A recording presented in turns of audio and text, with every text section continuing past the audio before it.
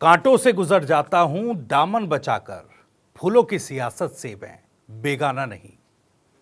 लोकसभा चुनाव के दौरान राजस्थान की राजनीति में कुछ फूलों ने मिलकर एक गुलदस्ता सजाया था और ये फूल कमल का नहीं था, लेकिन अब इस गुलदस्ते से कुछ फूल निकल बाहर आने को तैयार हैं और उस गुलदस्ते को उजाड़ने की तैयारी में दिख रहे हैं, लेकिन ये गुलदस्ता उजड़ने की तस्वीर भर है।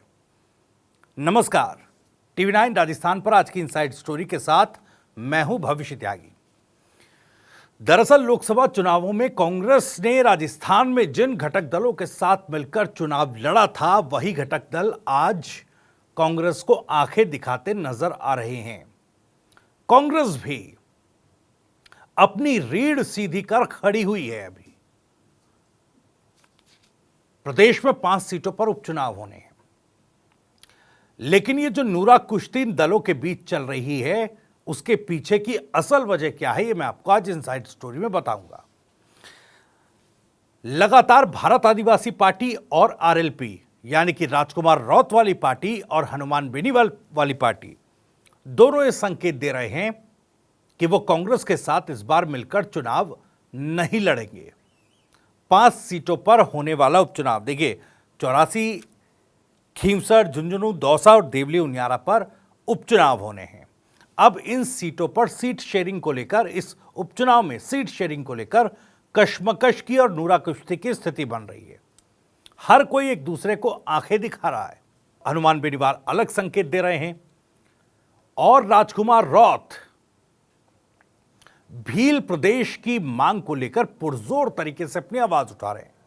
भील प्रदेश की मांग उठी है तो कहा जा रहा है कि भाई 3 राज्यों के 36 जिले मिलाकर के भील प्रदेश बना दिया जाए। यह मांग भी क्यों जोर पकड़ रही है, यह भी आज आपको बताऊंगा। राजकुमार रौत के ये मांग उठाने के पीछे की असल वजह क्या है। हनुमान बेनीवाल भी लोकसभा के भीतर, क्योंकि देखिए अब नागौर सीट से ज्योति मृधा को आकर लोकसभा चुनाव जीते हैं तो संसद में पूरी तरह से मुखर है। वो कह रहे कि किसान आंदोलन पर जिस तरीके से बीजेपी सरकार को बैकफुट पर आना पड़ा है, उसी तरीके से अब अग्निवीर मामले पर भी सरकार को पीछे आना चाहिए और एक नियमित भर्ती जो है, जिस तरीके की सेना में पहले की तरह भर्तियां होती थी, उसी तरह की नियमित भर्ती निकालनी चाहिए। अग्निवीर योजना को वापस लेना चाहिए। अब देखिए, जाट समुदाय से आते हैं, उधर आदिवासी समुदाय का प्रतिनिधित्व राजकुमार रौत करते हैं।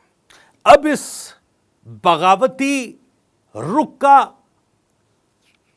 अंदेशा क्या है या संकेत क्या है, यह आपको बता दूं। यह महज 5 सीटों पर होने वाले उपचुनाव का मामला नहीं है। अब देखिए, 84 और खींवसर सीट पर तो यह कहा जा रहा है कि जो गठबंधन के दल है यानी कि आरएलपी और बीएपी अपने अपने प्रत्याशी उतारेगी, लेकिन कांग्रेस की तरफ से संकेत दिया गया है कि कांग्रेस इस बार इन 5 सीटों पर अपने प्रत्याशी उतारने की तैयारी में है। एक तो देखिए, यहीं पर एक लकीर खिंचती हुई नजर आ रही है। हालांकि अभी जब चर्चा होगी, जब नेताओं की बातचीत होगी, तो उसमें आने वाले समय में जब चुनाव की तारीखों का ऐलान होगा, टिकट बंटवारे की बात होगी, उसके बाद फाइनल डिसीजन लिया जा सकेगा। लेकिन उससे पहले हर कोई अपनी ताकत दिखा देना चाहता है। अब देखिए, अगर मैं थोड़ी सी राजनीतिक ताकत की बात कर लूं तो 2018 के विधानसभा चुनाव के बाद जिस तरीके से आरएलपी ने, राष्ट्रीय लोकतांत्रिक पार्टी ने जो स्पीड पकड़ी थी, हनुमान बेनीवाल काफी उत्साहित थे। अब 2023 और 24 आते आते ठीक उसी तरह की स्थिति बीएपी की हो गई है। राजकुमार रौत और बीएपी पार्टी के लोग भी काफी ज्यादा उत्साहित हैं।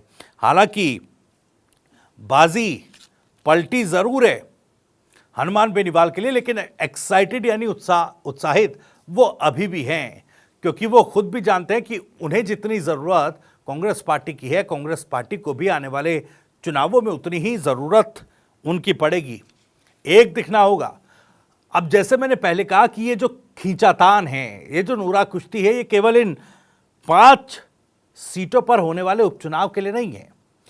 आने वाले समय में हरियाणा में विधानसभा के चुनाव होने हैं, महाराष्ट्र में भी विधानसभा के चुनाव होंगे।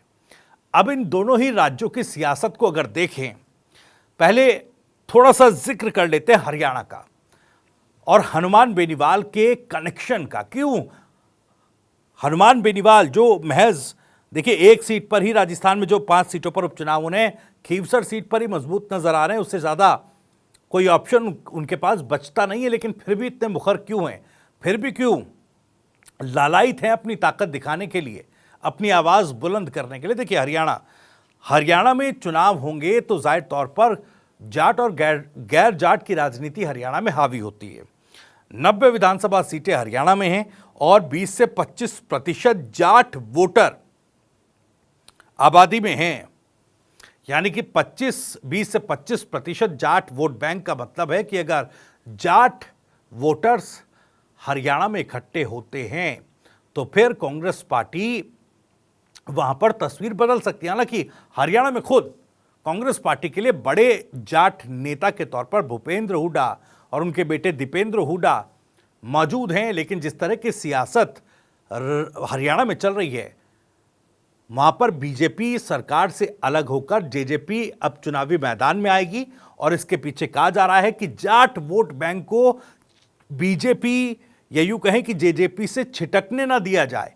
वो जो गठबंधन था सरकार में अब तक, उससे कहीं ना कहीं जाट वोट बैंक छिटक रहा था। तो ये अब बीजेपी वापस से, यूं कहें बीजेपी जेजेपी अप्रत्यक्ष तौर पर मिलकर फिर से कहीं ना कहीं जाट वोट बैंक को अपनी तरफ खींचने की एक कोशिश कर रही है। अब ऐसे में बड़े जाट नेताओं की जरूरत पड़ेगी कांग्रेस पार्टी को, ताकि एक बड़ा मैसेज जाट वर्ग में दिया जा सके, उन वोटर्स में दिया जा सके। इसलिए कहीं ना कहीं हनुमान बेनीवाल अपनी सार्थकता हरियाणा के विधानसभा चुनाव में समझ रहे हैं कि किस तरीके से वो कांग्रेस के लिए वहां पर फायदा पहुंचा सकते हैं और कहीं ना कहीं खुद के लिए भी, आरएलपी के लिए भी सीटों की डिमांड कर अपनी पार्टी को विस्तार दे सकते हैं। तो ये महज अब राजस्थान की सियासत से जुड़ा मामला नहीं है, अभी अंतर्राज्य हो चुका है, विस्तार की तरफ देख रहे हैं। हनुमान बेनीवाल जाट वर्ग से आते हैं तो कांग्रेस पार्टी को भी ये मैसेज देना चाह रहे हैं कि आपके लिए आगे काम आएंगे। और देखिए राजनीतिक विस्तार की उम्मीद और आस लगाए भी हनुमान बेनीवाल बैठे हैं और इसी तरह से मजबूती के साथ अपनी कमर सीधी करके चलते नजर आ रहे हैं। तेवर एकदम तल्ख नजर आ रहे हैं, आवाज मुद्दों पर बुलंद नजर आ रही है। यानी अपनी भूमिका को किसी की आंख में भी गायब नहीं होना देना चाहते हनुमान बेनीवाल। ठीक इसी तरीके से अगर राजकुमार रौत की बात करें, देखिए किस तरीके से वो लिख रहे हैं कि मध्य प्रदेश में भी कमल कांग्रेस का रगड़ा निकाल देंगे। उनका ट्वीट देखिए, उन्होंने किस तरीके से तल्ख तेवर दिखाए हैं। केवल बीजेपी को नहीं, कांग्रेस पार्टी को भी तल्ख तेवर दिखाए हैं। देखिए 84 सीट जहां पर राजकुमार रौत जहां से विधायक हुआ करते थे, अब वो बांसवाड़ा से सांसद चुने जा चुके हैं और संसद पहुंच चुके हैं। ये सीट खाली हुई है यहां पर। तो देखिए सीट पर क्या सीट शेयरिंग होगी आने वाला वक्त बताएगा। लेकिन बात महाराष्ट्र की करेंगे। महाराष्ट्र में भी विधानसभा का चुनाव है। 288 विधानसभा सीटों का एक यूं कहें कि सदन है, जिसमें 29 सीटें शेड्यूल कास्ट यानी कि अनुसूचित जाति और 25% एसटी यानी कि अनुसूचित जनजाति के लिए रिजर्व्ड सीटें हैं। अब कहीं ना कहीं सीटों में विस्तार की एक गुंजाइश राजकुमार रौत भी देख रहे हैं। जिस तरीके से उन्होंने भील प्रदेश की मांग को प्रबल किया है, वो ये अच्छी तरीके से जानते हैं कि कांग्रेस के साथ साथ बीजेपी भी आदिवासियों की इस मांग पर सेटलमेंट करने के लिए कुछ सीटें दे सकती है। और चूंकि राजकुमार रौत और बीएपी पार्टी ये पहचान चुकी है कि उनका अपना एक वोट बैंक है, जिसको किसी पार्टी के, किसी राष्ट्रीय पार्टी के सहारे की जरूरत नहीं है। आप देखिए बिल्कुल इसी वजह के साथ उन्होंने भील प्रदेश की मांग इसको तेज किया, आवाज को बुलंद किया। विधानसभा के चुनावों में भी अपनी सीट शेयरिंग पर बात मजबूती के साथ रखी है। और अब जब अगर राजकुमार रौत की सीट को हटा दें तो कुल मिलाकर 3 विधानसभा सीटें प्रदेश में बीएपी के पास हैं। अब 84 पर अगर बीएपी उपचुनाव में अच्छा प्रदर्शन कर जीत हासिल करती है तो 4 विधानसभा सीटें उनके खातों में होंगी और एक लोकसभा सीट बीएपी के खाते में होगी। तो कुल मिलाकर अब देखिए, आदिवासियों के हिंदू होने या न होने का मुद्दा जिस तरीके से राजस्थान की सियासत में गरमाया हुआ है, उसमें सीधे तौर पर एक डिवाइड आदिवासी और हिंदू समाज में राजनीतिक लिहाज से होता दिख रहा है। कहीं ना कहीं आदिवासी वर्ग लामबंद हुआ है, एकजुट होता नजर आ रहा है। उस बात को बेहतर तरीके से राजकुमार राउत और उनकी पार्टी समझती नजर आ रही है और इसी का फायदा आने वाले महाराष्ट्र के विधानसभा चुनावों में उठाना चाहती है बीएपी। राजकुमार राउत केवल उपचुनाव या राजकुमार राउत या हनुमान बेनीवाल केवल उपचुनाव 5 सीटों पर उपचुनाव तक के खेल को नहीं देख रहे हैं। वो अपनी पार्टी के विस्तार के लिए आगामी विधानसभा चुनावों पर भी नजर गड़ाए हुए हैं, चाहे वो हरियाणा की बात हो या फिर महाराष्ट्र की बात हो।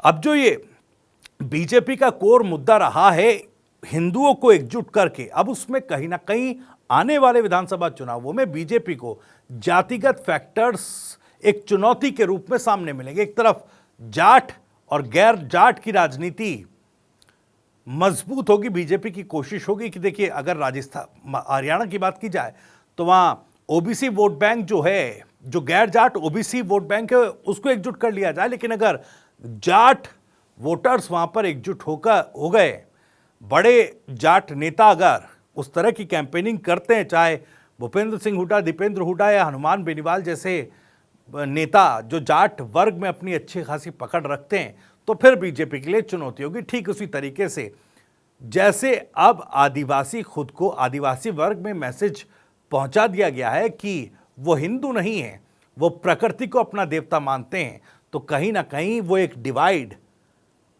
चाहे उसे सांप्रदायिक तौर पर माना जाए या फिर जातिगत तौर पर माना जाए, वो एक डिवाइड भी देखने को मिला है जिसका नुकसान महाराष्ट्र विधानसभा के चुनावों में बीजेपी को दिख सकता है। तो ये लंबा गेम जो है हनुमान बेनीवाल और भारत आदिवासी पार्टी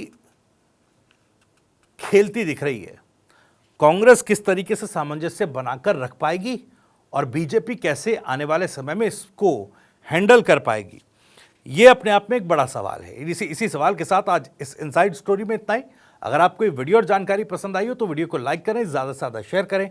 आप भी इस मसले पर कुछ कहना चाहते हैं तो कमेंट बॉक्स आपके लिए खुला हुआ है। राजस्थान से जुड़ी और भी तमाम खबरों को सबसे पहले जानने के लिए आप सब्सक्राइब जरूर करें। TV9 राजस्थान। नमस्कार।